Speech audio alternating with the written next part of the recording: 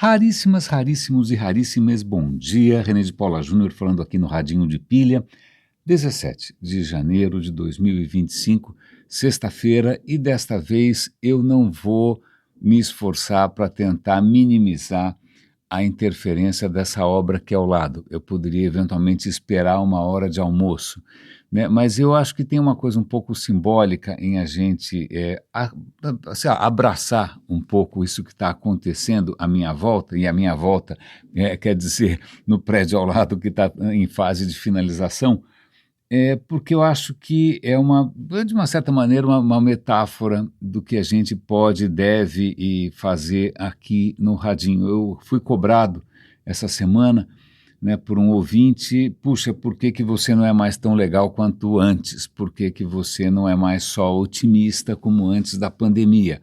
Né? Por que que você insiste em chamar a atenção para coisas que não são tão bacanas assim? E essa é uma boa pergunta, né? Essa é uma boa pergunta, a gente já falou disso a respeito, mas eu acho que nessa altura do campeonato, né, quando a gente, sexta-feira, afinal é o último dia de um mundo que vai mudar provavelmente na segunda-feira que vem de uma maneira bastante dramática, então eu acho que é legal a gente marcar um pouco essa posição, né? É claro que 99,99999% de todo o cenário, de toda a paisagem, vamos chamar de midiática, né, que você tem na sua tela hoje, é dedicada a algum tipo de entretenimento. Vale lembrar que ódio também é entretenimento, né, escapismo também é entretenimento, não é? Então, vale a pena a gente deixar bastante claro por que a gente não vai ignorar as pancadas, as marteladas, as serras, as britadeiras. Não, acho que vale a pena a gente, pelo menos aqui, que é um espaço de nicho, aqui é um espaço que segue uma outra lógica. Aliás, hoje eu fiz um meme pequenininho, hoje de manhã estava meio inspirado, eu fiz um meme atrás do outro, não é? E não me sigam no Instagram, não me sigam no Twitter, é overdose. Se vocês já me acompanham aqui mais do que isso, o Ministério da Saúde desrecomenda. Mas, de qualquer maneira, eu fiz uma brincadeira de que a humanidade morreu de mídia, né? A humanidade morreu de mídia. Eu me lembro, quando eu comecei a trabalhar com internet, o meu trabalho não era mídia. Eu não estava preocupado com campanha, eu não estava preocupado com engajamento. Naquela época a gente estava preocupado, com muita sinceridade, aliás, né, em como você podia criar coisas úteis, né, como você podia resolver problemas, né, como você podia empoderar as pessoas, como você podia democratizar o conhecimento.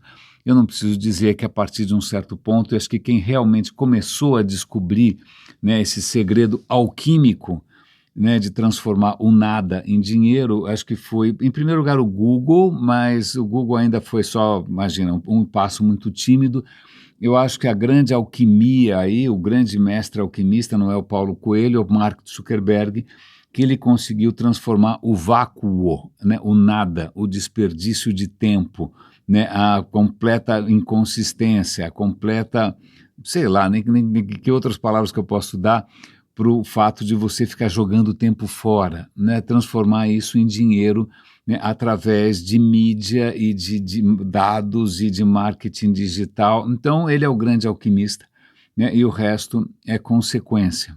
E falando em mídia, é muito interessante porque hoje no café da manhã, conversando com minha mulher, um daqueles momentos sagrados do meu dia, né, eu me lembrei de uma cena absolutamente antológica de um filme de 1976, eu era muito novinho, tinha 12 anos, na época eu não assisti, vinha a assistir muito, muito tempo depois, que é um filme chamado The Network, em inglês, o diretor eu já esqueci o nome aqui, é Sidney Lumet, se eu não me engano, mas em português acho que ficou chamado A Rede. Se você não viu, eu vou dar um link aqui para um trecho absolutamente maravilhoso, excepcional, em que a história é mais ou menos a seguinte: é uma rede de televisão, né, uma Globo da vida, né, um SBT da vida que seja, né, na época dos grandes impérios de comunicação, né, mas que ela está indo mal das pernas, a audiência dela está caindo, né, e isso é letal. Para uma emissora, a audiência é absolutamente tudo. Eu sei porque eu já trabalhei numa emissora e a gente ficava olhando minuto a minuto o Ibope,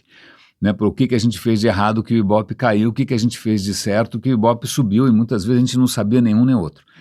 Pois bem, mas naquele tempo o Ibope era tudo, e eles estavam em baixa, e aí não sei se eles contratam, mas aparece lá um personagem que é um pregador, como se fosse um bispo evangélico, um cara muito carismático, e ele faz lá um programa ao vivo que começa a chamar a audiência, né? São esses teleevangelistas, né? Isso começou na década de 70.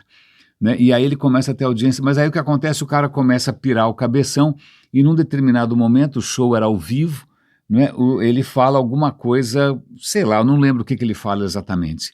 Ele denuncia alguma coisa qualquer do capitalismo, seja o que for.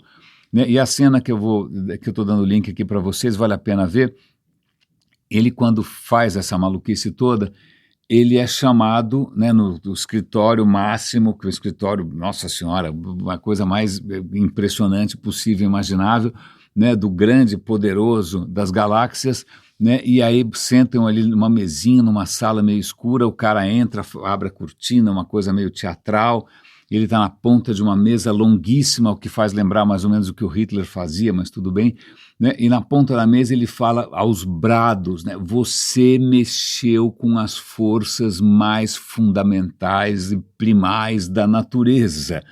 Aí o cara fica assustadíssimo, né? Porque afinal o cara era religioso, para ele as coisas mais, né? Se tinha alguma força acima de tudo, era o Deus dele. Você mexeu, bom, em suma, ele vai falar que o cara mexeu com, obviamente, o capitalismo, mas ele vai falar, olha, não existem mais países, não existem mais governos, o que existem são corporações. Corporações, elas estão dominando tudo, elas que são realmente, né, a fonte de poder e a fonte de riqueza. Bom, assistam, é muito interessante, mas eu quase tenho saudade, eu vi aquilo quase com uma coisa de tempos inocentes, porque naquele tempo, e aliás vou fazer um pequeno parêntese aqui, eu estou lendo o livro do Yuval Harari, o Nexus, e ele está falando sobre informação, e ele acabou de fazer um longo capítulo sobre as burocracias. Burocracias são aquelas instituições, aquelas máquinas humanas, nessas mega máquinas, que fazem com que algum tipo de narrativa ou de mundo completamente, como o Yuval Harari chama de intersubjetivo, porque vamos lá, não existe a IBM, não existe a Coca-Cola, não existe o dinheiro, não existe o Brasil, e são ficções em que a gente entrou em acordo, né? Ou seja, é uma coisa entre sujeitos, entre subjetividade, é uma coisa completamente imaginária, convencional. Né? Então, só que aí quando você tem alguma fonte, algum tipo de informação que precisa ser mantida e que precisa funcionar, você monta uma burocracia.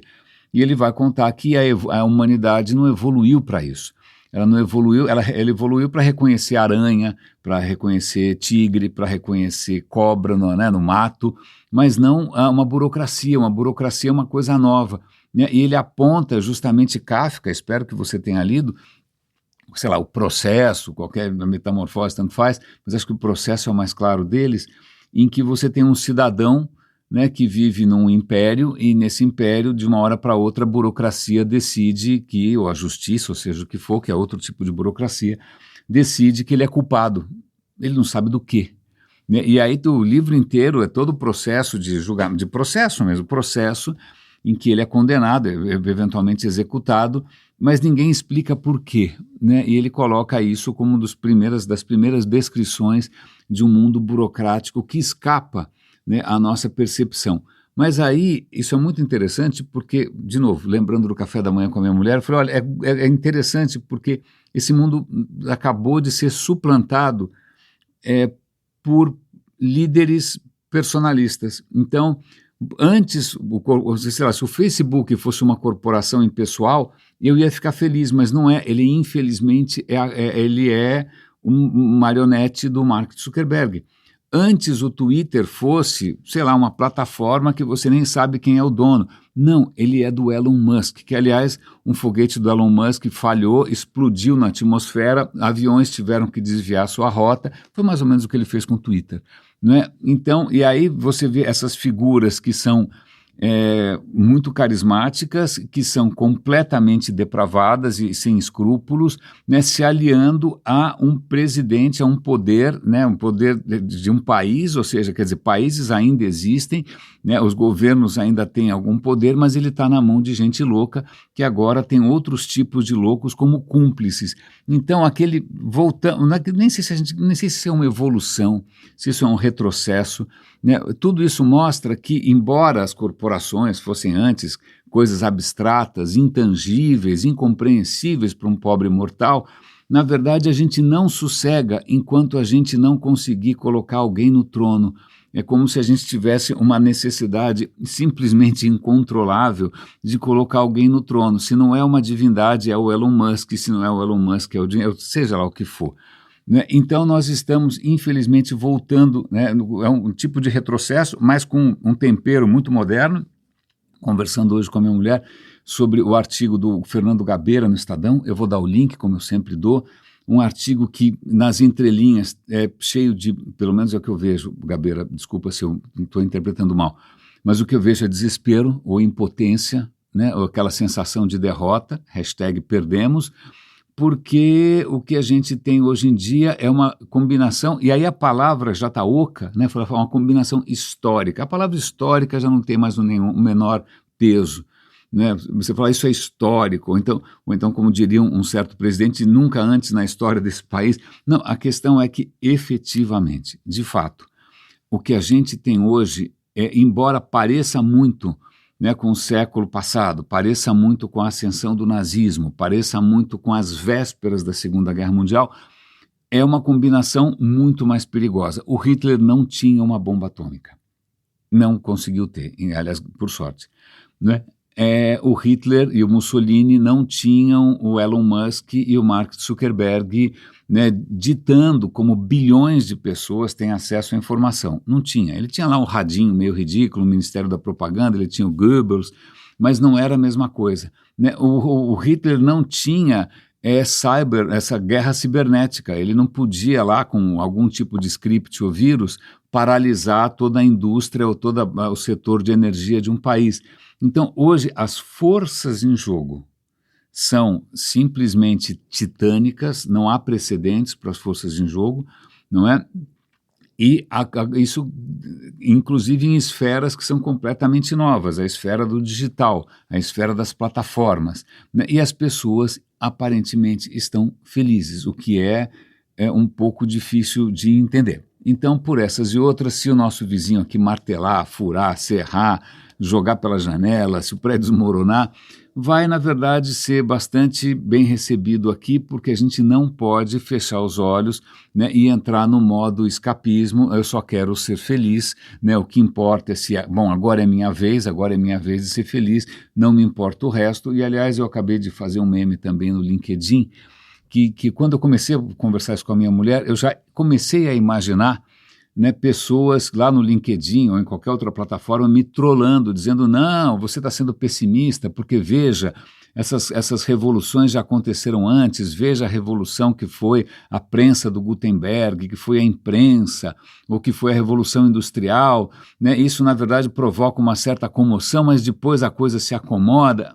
E aí eu percebo pelo menos, que isso tudo é uma racionalização de pessoas que absolutamente não se importam. Simples assim. A pessoa, por alguma razão qualquer, e não é uma, não são duas, é uma quantidade gigante de pessoas, simplesmente não se comove com a desgraça alheia. E a questão é, se ela não se comove com a desgraça alheia, por que você vai dar ouvidos? Porque se você der ouvido, se você delegar, se você votar, se você considerar esse cara um grande líder, ele vai jogar você embaixo do ônibus, é uma expressão muito interessante do inglês, né? Ele vai jogar você na lama sem pensar duas vezes. Né? Você acha que por enquanto você é amigo do cara, ou que você está empregado na empresa correta, mas cara, uma hora o jogo vira, pergunte-me como eu sei, e você vai fazer parte daqueles que você estava tentando ignorar. Então, eu já começo a pensar nesse tipo de, vamos chamar de feedback, né, desse tipo de contraponto, porque tá aí uma boa dica. Eu inclusive fiz um pequeno meme, hoje eu estou, acho que incontrolável hoje, imparável, né? Como diria o Val Harari, que é o seguinte: na hora que você encontrar alguém muito empolgado, com uma opinião muito empolgante, olhe nos olhos e veja se essa pessoa se importa. Se ela se importa com a desgraça alheia, se ela se importa com a desigualdade. Não estou falando de ser de esquerda ou ser de direita, não. Isso é um rótulo estúpido. A questão é quem se importa e quem não se importa. E estamos entrando numa fase completamente opaca, completamente misteriosa ainda, né, onde aqueles que não se importam estão dando gargalhadas porque chegaram a um poder que nenhum rei teve, nenhum tirano teve, ninguém teve tanto poder. Imagina, o Elon Musk que tem nas mãos um presidente da nação mais poderosa do mundo. Ele pode influenciar as eleições na Alemanha.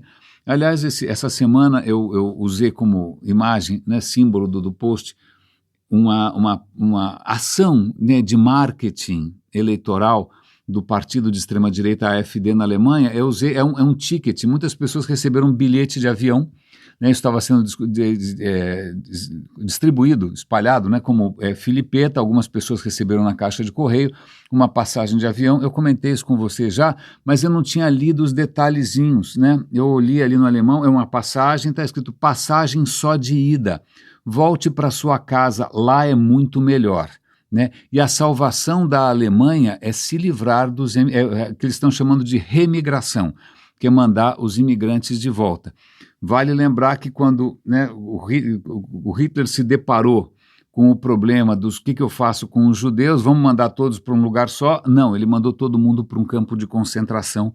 Né? Aliás, hoje de manhã, eu continuo seguindo, recomendo que vocês sigam, é um exercício de moral, é um exercício de história, é um exercício de humanidade seguir o canal de Auschwitz, porque hoje, está lá, 17 de janeiro de 1942, chegou um trem vindo não sei de onde com 2.000 pessoas, 2.000 mulheres, crianças, idosos, tudo, famílias, né, garotinhos, bebês de colo e tal. Chega um trem lá com todo mundo maltratado, né, eles selecionaram 220 e poucos para trabalhar forçado, e os outros 1.700 e bolinha foram todos para a câmara de gás. E aí vai mostrando os rostos, uma menina linda, né, de 5, 6 anos, nascida na França. Né? Então, veja, a razão humana conseguiu racionalizar a matança industrial. A razão humana conseguiu racionalizar a desumanização de um povo inteiro. A razão humana conseguiu transformar uma completa ficção, né, uma ficção sórdida de supremacia racial, etc. e tal, numa máquina de destruição em massa. Conseguiu transformar isso num problema de termodinâmica. Como é que eu queimo tantos corpos, né, usando o mínimo de energia? Então, vale a pena, reitero, acho que isso tinha que ser um método a ser observado.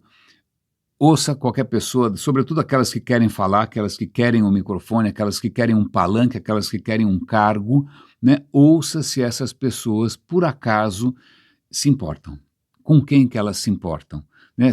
Aliás, no Vale do Silício tem lá um movimento que eles chamam de longo prazismo, que eles acham que, olha, na verdade, a tecnologia é a grande salvação da humanidade a longo prazo, o que não quer dizer que a curto prazo não haja problemas, mas esses problemas que a gente vai pagar, desigualdade, guerras, mas isso, na verdade, é um preço baixo, né, pelo paraíso no final. Essa história de paraíso no final, outras religiões pensaram nisso, o cristianismo não foi a primeira do zoroastrismo, né, tá aí, maldita hora que apareceu esse zoroastrismo, só deu ideia de louco, né, que é essa ideia de que no final vai dar tudo certo, tudo isso justifica tudo de errado que acontece.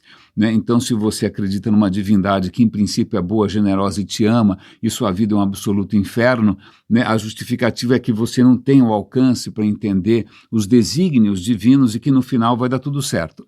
Ok, parabéns, você caiu, bom, deixa para lá. Né? Parece que essa é um tipo de pegadinha bastante eficiente até hoje.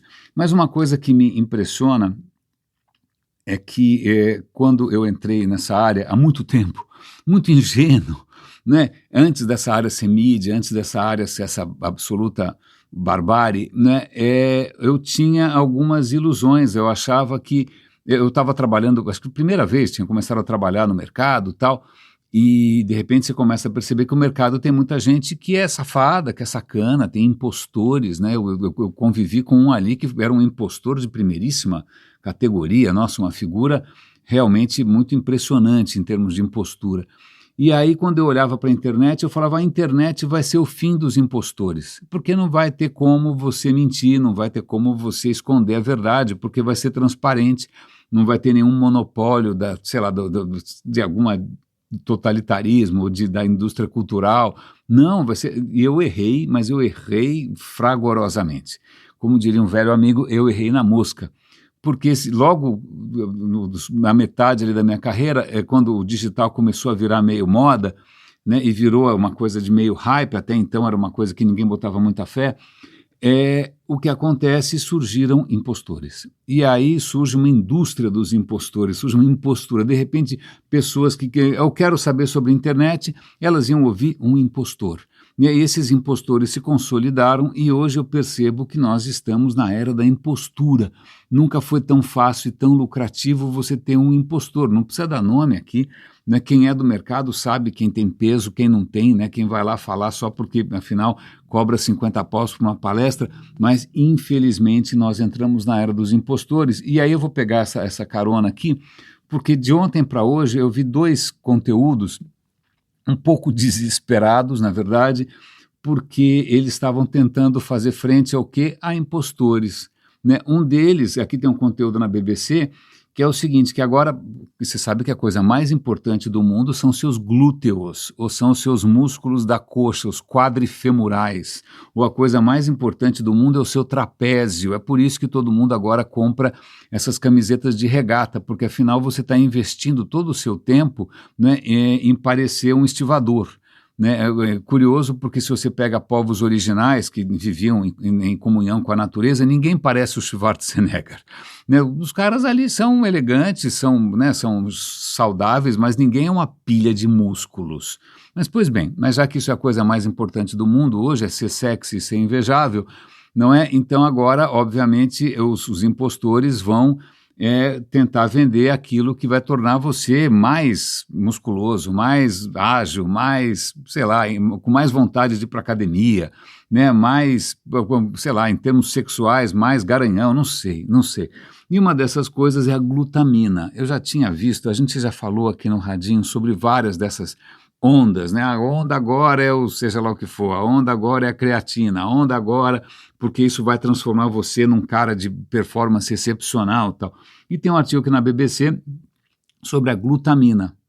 A glutamina quer dizer, glutamina existe, seu corpo precisa disso, o seu corpo produz, é um aminoácido, certo? Aminoácido.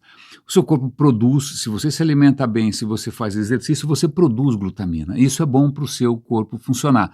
Só que agora, obviamente, tem uma indústria vendendo glutamina que você toma que nem MM, que é como se fosse pílula, não é? E acontece que, veja bem, quem disse que o seu corpo absorve glutamina desse jeito? Eu acho que não. Né? Provavelmente seu sistema digestivo vai trucidar isso daí antes que isso vá para a corrente sanguínea. Então seu corpo precisa de glutamina, mas não necessariamente... Mas aí o que acontece? Esse é um artigo da BBC que ninguém lê, né? E provavelmente deve ter um monte de influencers, aquelas mulheres completamente, sei lá, o que parece aquilo, parece que o Midjourney ou o ChatGPT ensandeceram, né? Você fala, faça alguém que pareça uma divindade babilônica enfurecida, né? E pronto, sai alguém meio torto assim, pronto, é uma influencer, é um influencer, né? Com carros de luxo, etc e tal.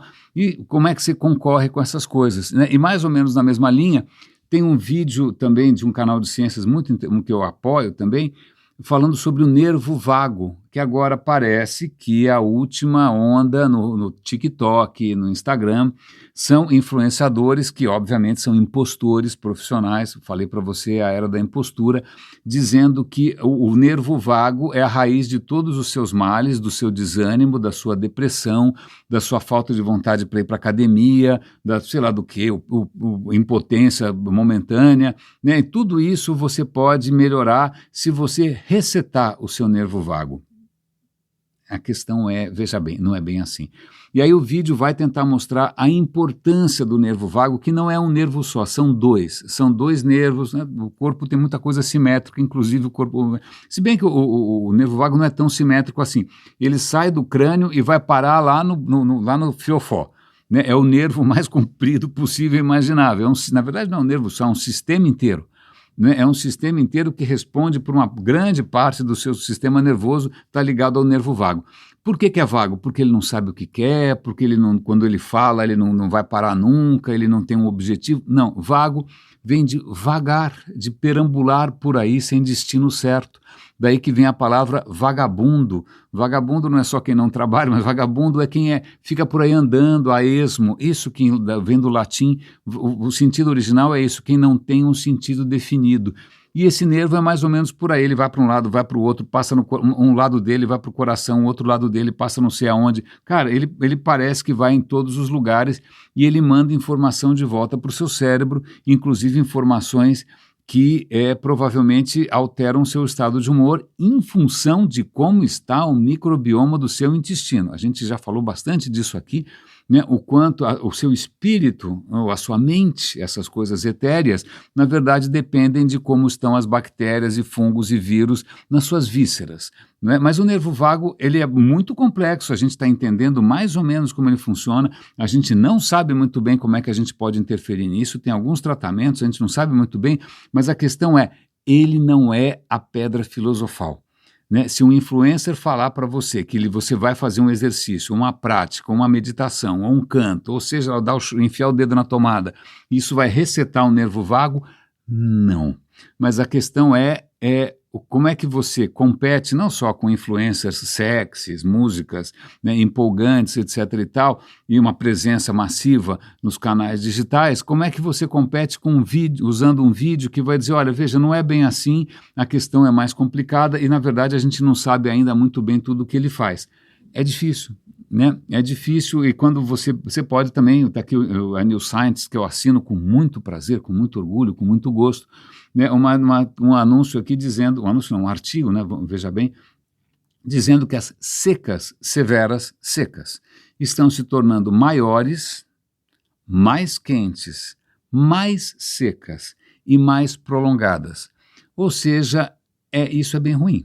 Porque um mundo sem água não adianta você ter creatina, glutamina, suplementos, água ionizada, hialurônica. Não, isso é tenebroso, porque isso não só implica em, sei lá, vidas sendo, imagina, pessoas tendo que migrar por falta de água, né, pessoas, de repente, a agricultura indo para o saco, a produção de alimentos ou encarecendo, ou simplesmente se tornando impossível, né, de repente você pode ter ondas de imigração e você tem hoje as pessoas elegendo justamente por ódio de imigrantes, né, mas é lógico que nada disso é tão importante quanto o triunfo da inteligência artificial. E vale lembrar que o que esses caras realmente querem, o Elon Musk, o Mark Zuckerberg, o próprio Google, né, a Microsoft também, o que eles querem é aumentar o valor da própria companhia, né, usando essa promessa da inteligência artificial que consome energia feito louca. Isso aparece no artigo do Gabeira. Né, qualquer plano de sustentabilidade que as empresas tivessem antes da inteligência artificial foi rasgado, né, todo mundo rasgou os compromissos, o Google, a Microsoft, etc. e tal, porque a dominância agora vai ser função da inteligência artificial que consome energia feita uma louca e consome água feita uma louca. Então, mas nada disso é um problema, óbvio, porque você vai ver gurus no LinkedIn, que são top voices alavancados pelo corpo editorial e pelos algoritmos, dizendo não se preocupem, né, a gente vai ser salvo pela tecnologia. E é curioso que eu estou vendo aqui na minha lista de coisas que eu salvo, eu tenho um aplicativo muito interessante há muito tempo chamado Pocket, que é como se eu fosse salvando os favoritos para ver depois, é onde eu salvo, né, as coisas que eu vou comentar com vocês aqui no Radinho. Curiosamente, o artigo imediatamente anterior é o artigo na New Yorker sobre Los Angeles, e ele tem uma foto que acho que é uma das fotos mais potentes, dramáticas, bonitas inclusive, de um modo sinistro, que eu já vi. Na verdade, a foto é uma foto que parece um fogaréu com duas barras no meio, né? Aí você olha no meio, parece uma árvore, mas é um fogaréu insano, E isso, na verdade, essa foto que, imagina, quem sou eu para descrever, mas essa foto infernal é alguém do lado de fora de uma casa em Los Angeles fotografando uma árvore de Natal dentro da casa em chamas. A foto imagina, em Los Angeles, onde, né, num bairro privilegiadíssimo, cheio de gente podre de rico, né, ando com a indústria da mídia, a indústria do cinema, a indústria disso e daquilo, né, justamente na Califórnia, que é o lugar do Vale do Silício, não é? Então, é um contraste meio acidental, mas não necessariamente acidental, entre duas fotos que apareceram aqui numa sequência de total coincidência, né? Uma delas é um solo rachado de uma seca, e no outro, provavelmente algum lugar miserável que ninguém se importa, claro, ninguém se importa, né? Com justamente uma árvore de Natal, que é o símbolo do quê? Né? Pode ser símbolo de várias coisas, pode ser o símbolo do consumo, talvez de uma coisa até um pouco mais anterior, né? Da comunhão, né? Das pessoas celebrando, tudo isso absolutamente em chamas. Então, estamos entrando numa era muito complicada e vale a pena aqui eu também chamar a atenção para uma reportagem que a BBC fez sobre, já que a gente está falando de incêndio, né, sobre uma coisa que é combustível desses discursos que acabam elegendo esses caras malucos. Né? A Rússia está, de fato, encolhendo. A gente já comentou isso no Radinho essa semana, né? Tem várias previsões aí que os países mais, sei lá, mais promissores, mais ricos do mundo, né? Sei lá, Coreia do Sul, Japão, França, Alemanha, esses países estão envelhecendo porque as pessoas, primeiro, estão vivendo mais, graças à ciência, né? Antes as pessoas morriam novas, então não era um problema, agora as pessoas vivem 80, 90, 100 anos e a gente tem que sustentar essas pessoas, então tem a questão da previdência. As pessoas estão adiando filhos ou simplesmente abrindo mão, né? Então, o que acontece é que em muitos países, quando você vê a taxa de fertilidade, de fecundidade, quantos filhos em média cada mulher tem, quando a coisa cai abaixo de 2,1 filhos, né, ninguém tem 1/10 de filho, tá? Não, o Bolsonaro não conta, os filhos dele também não, essa é só uma questão matemática. Mas quando cai abaixo de mais ou menos 2, o que acontece é que a população começa a encolher, porque continua morrendo um monte de gente, mas não está nascendo gente o suficiente para compensar. Então, vários países da Europa estão enfrentando isso, né? O que você faz? Abre as pernas para a imigração, onde já se viu imigração não, é um dilema, né? Mas a Rússia está nessa situação, várias projeções imaginam que a população da Rússia pode cair muito nas próximas décadas, é difícil saber porque a Rússia é opaca, a Rússia é mentirosa, você não tem liberdade de imprensa, né? Você tem narrativas de um Estado totalitário, não é? Mas o que acontece é que a população está envelhecendo. Né? E tem uma coisa que eu não sabia, é que a Rússia, se você é um homem, a expectativa de vida de um homem na Rússia é de 68 anos. Se eu não me engano, no Brasil é 75, se eu não me engano. Ou seja, a chance de você morrer cedo na Rússia é altíssima. Muito mais do que em vários países, sei lá, de outros continentes mais pobres, da África, sei lá. Né? Esse número 68 para homens é muito baixo. Em parte porque a Rússia está com epidemia de AIDS e ninguém está fazendo nada a respeito, ela não assume, você tem a questão do alcoolismo, né? As pessoas bebem demais, a gente já vai falar disso daqui a pouquinho, né? Mas o que acontece é que a Rússia está desesperada, né? E ainda mais que como o cretino do Putin, né? Mais um desses maníacos no poder, resolveu fazer uma guerra completamente injustificável sob qualquer pretexto, né? E está prolongando essa guerra, e já morreram centenas de milhares de russos. O que acontece é que as russas, sobretudo, falam, eu não vou ter filho agora. Né? Então, uma das consequências da guerra da Ucrânia é simplesmente, está vendendo camisinha à beça na Rússia, quer ficar rico, vai vender camisinha lá, porque as pessoas estão adiando a questão dos filhos. Aliás, muitos russos, quando começou essa história de recrutamento forçado para a guerra da Ucrânia, centenas de milhares de russos educados, né, gente com potencial para ajudar na sociedade ali, para eventualmente virar essa página, deram no pinote, ou como se diz, votaram com os pés, foram para outros países e não voltam mais.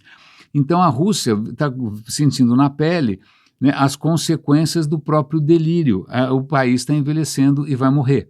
não é? E o que acontece é que agora tem campanhas ensandecidas para a mulherada ter filho. Então agora esquece feminismo, esquece igualdade de gênero, né? O governo está dando prêmios de $7.000 para o primeiro filho, $9.000 para o segundo filho. Isso é bastante dinheiro na Rússia. Ele está ressuscitando umas coisas do tempo do Stalin. O Stalin, uma época, tinha a mãe herói. A mãe herói era aquela mãe comunista que tinha mais de 10 filhos. Né? E um dos discursos as ideias são completamente ensandecidas. Né? Não, vamos pegar as cadeias, vamos pegar as como é que chama? As prisioneiras, né?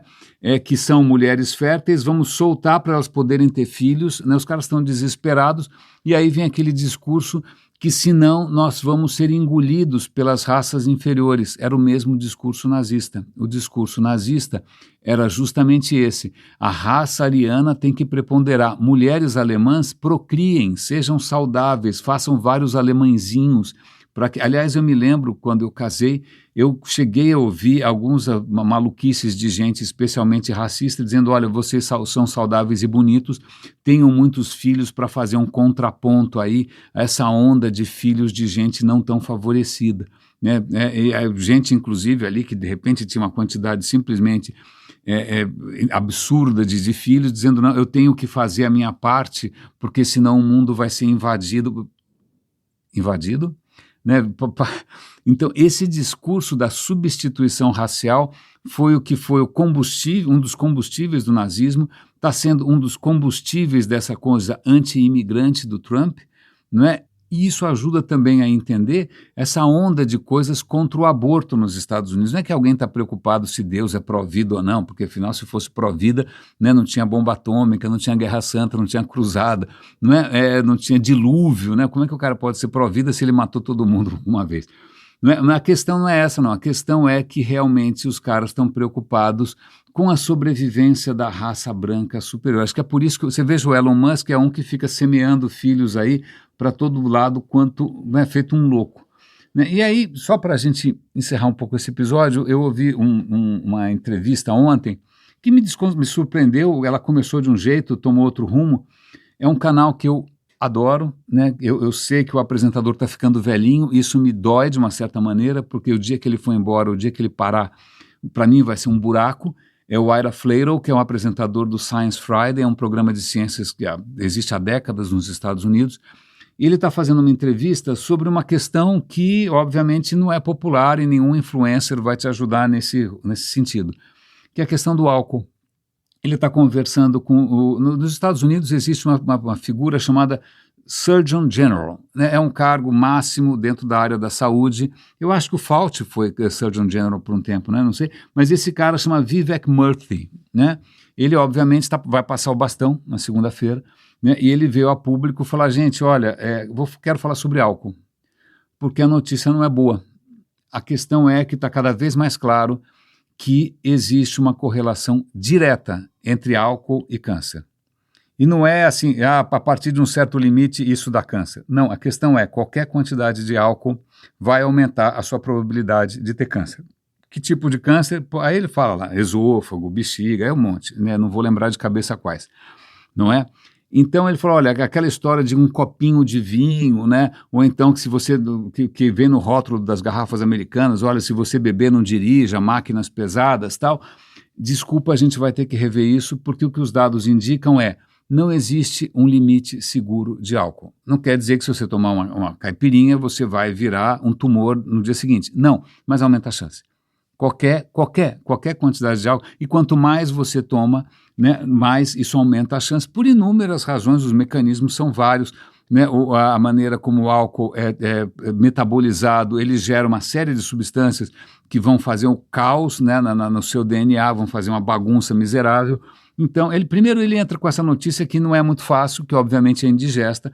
Imagina, eu vejo aqui em volta, se tem algum negócio bombando, né, por aí, aqui em São Paulo, são botecos, né, é a cerveja virou praticamente, sei lá, a hóstia moderna, né, e aí o pão líquido, se bem que eu acho que na verdade é a barriga líquida, mas deixa para lá, não é? Então não é uma notícia popular. Imagina, se eu fizer o radinho e colocar o título: álcool gera qualquer quantidade de álcool dá câncer, ninguém vai ouvir. não é? Mas aí ele fala, ok, mas aí no final ele fala uma coisa interessante, ele fala, olha, eu estou passando bastão, eu não sei se eu vou voltar para a vida pública, mas uma coisa que eu aprendi como médico, né, como médico ali, vendo o sofrimento das pessoas, né, de repente você, com os recursos da medicina você vai tratar de alguém, você vai curar, mas ela não tem para onde voltar, né, a vida dela é um lixo, o lugar onde ela mora é uma porcaria. Ele falou, olha, se tem uma coisa que eu aprendi é que a gente deveria estar focando em 3 coisas, e eu acho que isso é um excelente modo da gente encerrar o Radinho hoje. Quais são as 3 coisas? Relacionamentos, propósito e serviço, ou seja, prestar serviço. Você está a serviço dos outros, a serviço da comunidade, a serviço de alguma coisa, né? Sem isso, você perde a sua humanidade. E ele falou, olha, eu sei que é estranho falar isso porque nós estamos num mundo em que todos os influenciadores, todas, né, as plataformas, elas estão enaltecendo um outro tripé, que é dinheiro, fama e poder. Dinheiro, fama e poder. Dinheiro, fama e poder. O que acontece é que, não tem dinheiro para todo mundo, não tem fama para todo mundo, não tem poder para todo mundo. Segundo, isso na verdade não preenche ninguém. Mesmo em termos individuais, isso não preenche ninguém, só se a pessoa for louca, né? Em terceiro lugar, isso não constrói uma sociedade, não constrói um futuro melhor. Então ele insiste nisso e eu percebi ali o desespero de alguém que de repente dedicou uma boa parte da sua vida a algo tão nobre quanto a medicina, né, a tentar salvar, né, o próximo, a tentar melhorar as condições de vida da sociedade, não só dos clientes ricos, né, porque ele tinha um cargo público, ele tem que pensar numa escala maior. Eu vejo o desespero dele sabendo que na segunda-feira isso provavelmente vai ser jogado pela janela, né, porque a manosfera venceu. Né, esses caras sem coração, esses caras sem escrúpulos, que não se importam com a desgraça de ninguém, né, cujo tripé é efetivamente dinheiro, poder e fama, esses caras vão dar as cartas por muito tempo. Né? Então, eu acho que uma maneira, pelo menos para mim, né, de bastante simbólica, né, de encarar essa transição tão dura, sexta-feira é realmente, essa sexta de hoje é uma virada de página, é uma fechada de capítulo, não é? É justamente esse testemunho muito humano, muito emotivo de alguém que reconhece que aquilo que nos torna mais humanos, que torna a nossa saúde mais resiliente, que torna a saúde da sociedade mais resiliente, né, que garante um futuro para o planeta melhor, são relações, propósito e prestar serviço, a generosidade, não é? Não só a generosidade, mas você estar a serviço, você se colocar a serviço dos outros. Eu acho isso profundo, eu acho isso oportuno, eu acho isso perene, mas eu acho que isso está em risco. Então, raríssimos e raríssimos, bem-vindos ao final de um capítulo. Semana que vem a gente começa uma outra história. Um grande abraço, cuidem-se e até segunda-feira.